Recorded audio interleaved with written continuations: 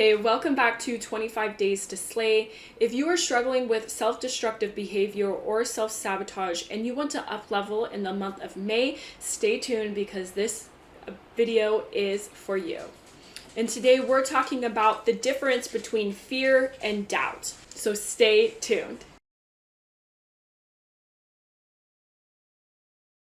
Hey, I'm Angela, trauma healer and self-sabotage slayer. I help soul-led coaches, healers, and trauma coaches slay self-sabotage so they can feel worthy and deserving of success and happiness in all that they desire.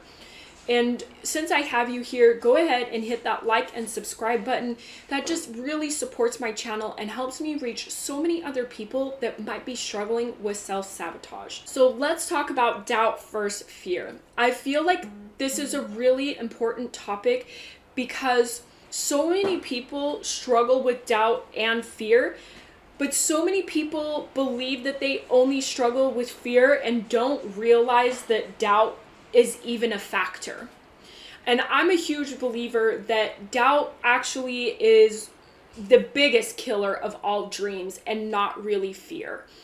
Because what eventually happens, and you're a coach, right? You've probably have owned a business for a while, is you really do push yourself outside of your comfort zone. You really do things scared. You show up when it's uncomfortable. You say things when it's uncomfortable.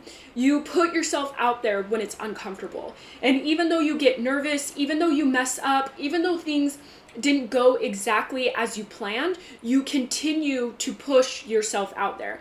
You continue to push. You continue to show up even though you feel nervous, even though you feel uncomfortable, even though it's not exactly what it is that you want to do, you still go and put yourself out there anyway. Despite the fear, right? Despite the fear.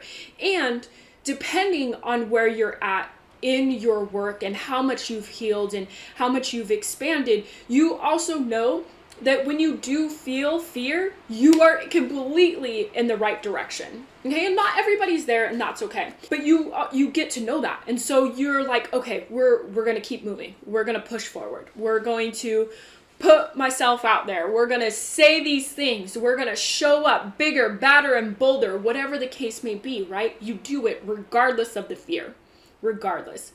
If that's you, fear is not your problem. If you truly can do those things uncomfortable, even though they make you feel a certain way, it's not fear. Okay, maybe you don't, maybe how do we correlate like this into your personal life?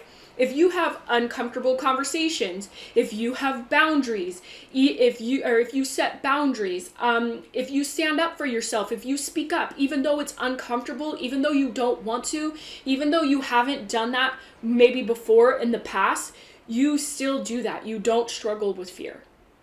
Maybe you have before, but not today. You don't struggle with fear. Doubt is when you go to show up. Doubt is when you go and get on that live. Doubt is when you go to allow yourself to get uncomfortable and things start running through your mind that doubt your potential, doubt how smart you are, doubt your abilities, doubt your skills, and doubt what it is that you're doing and the outcome that you are essentially trying to create.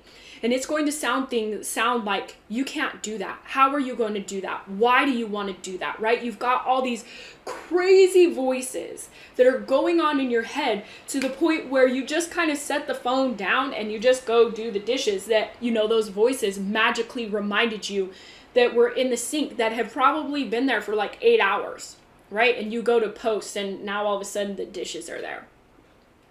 That is your doubt. That's not fear. That has nothing to do with fear at all. That has to do with doubt. And the reason why this is important is because now you can see what it is that you are working with. And you may very well be working with fear, and there's nothing wrong with that. You might also be working with doubt, like you could be working with both. And that's okay. There's nothing wrong with that. But it is important for you to see what you are really dealing with so that you know how to handle it.